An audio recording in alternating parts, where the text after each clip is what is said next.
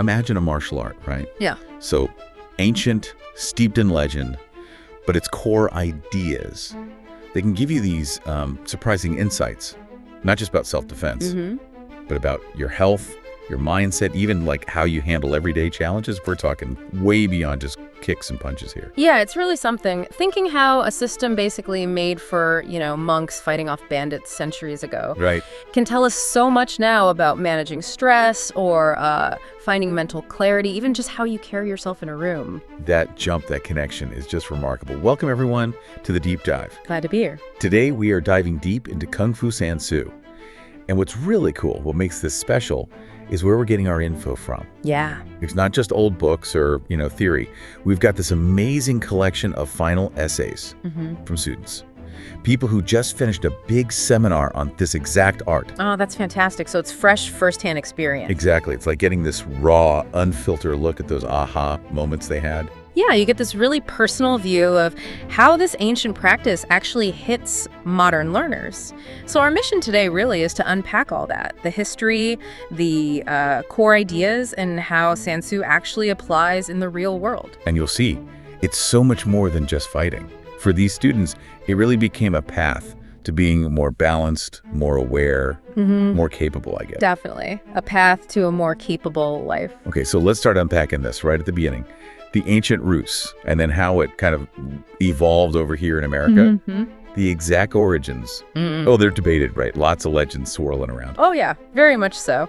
But the widely accepted story points to ancient China, and specifically, it seems, Buddhist monks needing a way to defend themselves. Against bandits, wasn't it? Exactly. And there's this almost legendary tale about how it actually formed. Yeah. You had these three powerful families: striking, leverage, balance, distinct skills. Yes. And the story goes, they came together at a Buddhist temple, one dedicated to Kuan Yin, the goddess of mercy. Wow.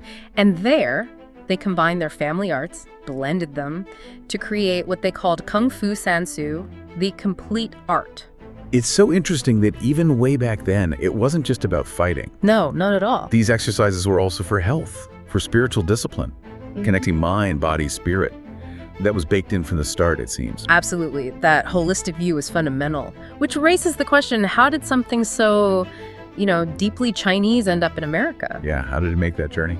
Well, a lot of sources point to Chinese immigrants bringing various kung fu styles, including SHSU, during the Gold Rush, mid-1800s. Okay. And then later you had key figures like Jimmy H. Wu. He fled China in the 1930s, escaping the Japanese invasion, and brought his depth knowledge of SHSU to the U.S. And what's really striking about that journey here is, well, first, it was often hidden, right? Because of things like the Chinese Exclusion Act, discrimination. Yeah, practiced very quietly, often within the community. But then, maybe paradoxically, it just exploded in popularity later on, like the 50s, 60s, 70s. Right, and pop culture was a huge driver there. You think about Bruce Lee. Enter the Dragon. Exactly. And the Kung Fu TV series with David Carradine, that brought it right into people's living rooms, made it visible. So it really hit the mainstream. It did. And, as it took root in America, it changed a bit. It was influenced by the culture here. How so? Well, it became more accessible. In China, traditionally, learning the really deep applications, that was often reserved for students a master deemed truly worthy.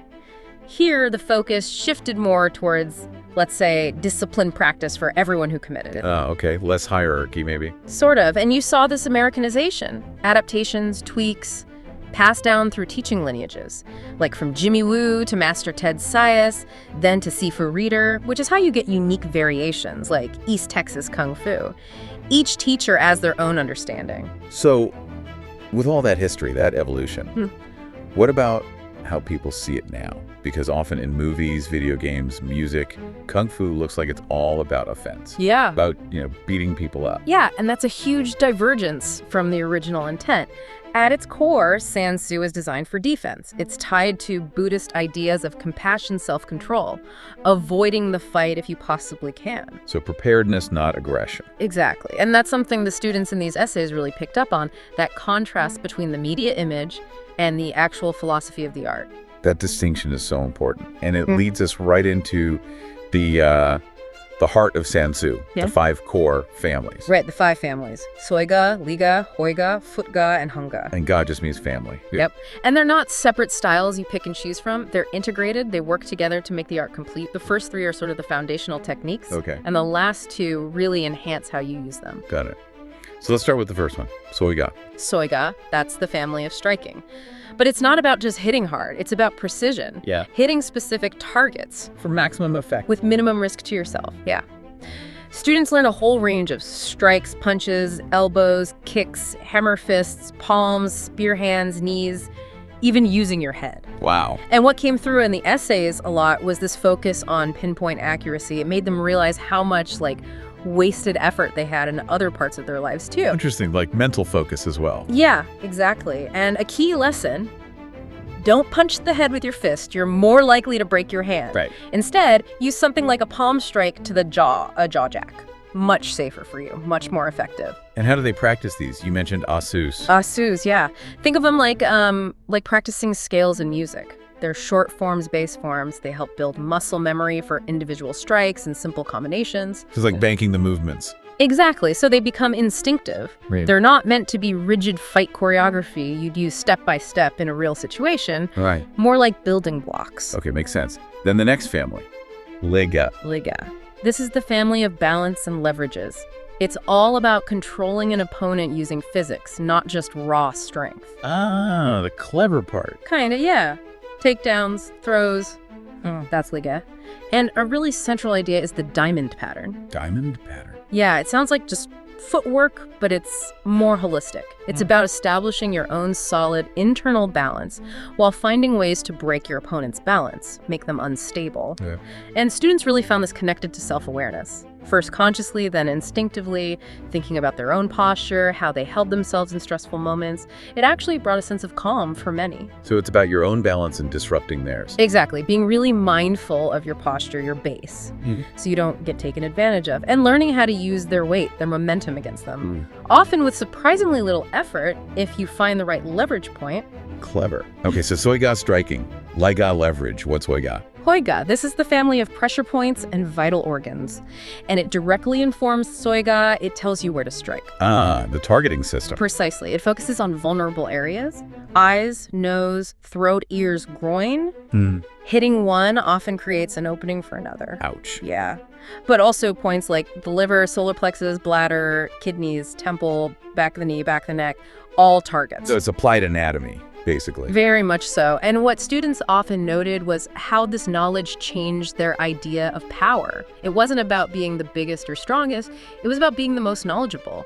Knowing where a small, precise strike could have a significant effect. That makes sense. Precision over brute force. Exactly. Less effort, more impact. It turns the physical encounter into something more like applied science in a way. Okay, those first 3 seem very physical, very technical. What about the other 2? Futka. Futka. Now we're moving into the psychological side. This family is absolutely critical. It's about mindset. Mindset. Yeah. Attitude, internal power, self-confidence, breathing, strategy. It's all in Futka. A key part is control.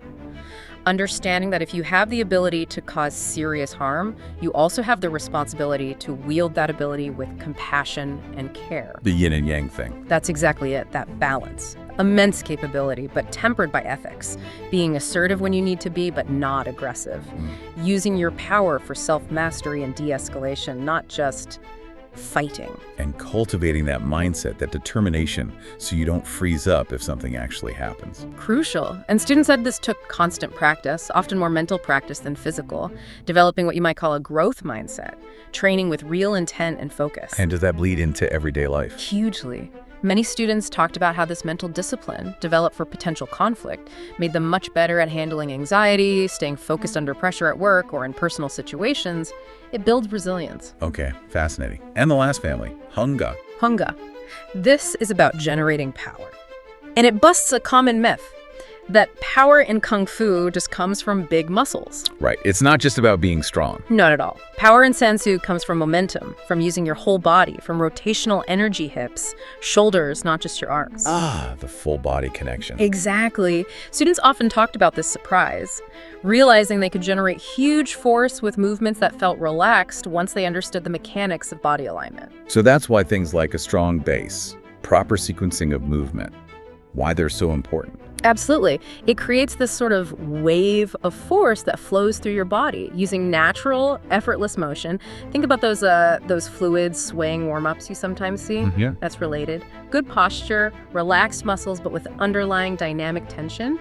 It enhances that mind-body connection, makes every move efficient. Okay, so those are the 5 families. Soy, Lai, Hoi, Foot, Hung. Striking, leverage, targeting, mindset, power. A complete system. So let's pivot slightly. What does all this mean for, your life outside of a potential fight? What did the students take away for everyday living? Well, one of the most consistent things in the essays was this idea of a two-pronged approach to self-defense. And it starts before any physical stuff happens. Proactively. Exactly. Proactive self-defense. And a big part of that is just physical health. How so? Well, being in good shape does a couple of things. It gives you stamina, strength, agility, obviously, reduces injury risk, but also it can actually deter attackers. You look like a harder target. Interesting, like projecting capability. Yeah. Students use phrases like maintaining your body like a fortress or a temple. It's about vitality. Okay, health first. What else proactively? Attitude and self-awareness, projecting confidence, being alert, that makes you less likely to be picked as a victim. Just how you carry yourself. Right. And situational awareness. Not being constantly buried in your phone, noticing your surroundings, picking up on potential warning signs. It allows you to avoid dangerous situations or maybe de-escalate them early. Trusting your gut feeling, too. Absolutely. Students often shared how practicing this awareness aspect made them feel way more present and connected day to day, not just safer. Okay, so that's the proactive side. But what if, unfortunately, that fails? Then you have the reactive side, knowing what to do. Having the physical skills and the mental preparedness from FootGA to respond decisively, without panic, without hesitation. And the training helps build that automatic response. That's the goal. Several students talked about this newfound confidence, that feeling that if something did happen, their body would just react based on the training. That must be empowering. Definitely. But beyond just defense, the students really emphasized how SHSU practice fostered this deeper overall well-being. Not just feeling safer, but feeling better. Yeah, exactly. It wasn't just generic self-help talk. They pointed to specific improvements. Mental health, spiritual well-being, personal development, things like better discipline, being more proactive, improved posture, coordination, strength, flexibility. A whole list. A whole list. And increased awareness both of themselves and their surroundings. You mentioned the mindset earlier, FootGA. That seemed really key, too. Huge. Students called it developing a capable mindset. That ability to stay level-headed, think clearly under pressure, avoid that awful freezing up feeling. Which applies to way more than just fight. Oh, absolutely. Job interviews, difficult conversations, unexpected problems. And they also mentioned stress management, mental clarity, finding real joy in the practice itself and mastering the forms and techniques. One student compared it to finding a personal sunrise in their busy day. That's a lovely image. Isn't it? So if you zoom out, the art really teaches strategic problem solving, resilience for all kinds of challenges, not just physical ones. It's about being prepared mentally and physically for whatever life throws your way. Knowing you have the tools to handle it. Exactly. So there we have it, this deep dive into Kung Fu Sansu, looking through the eyes of the people actually learning it.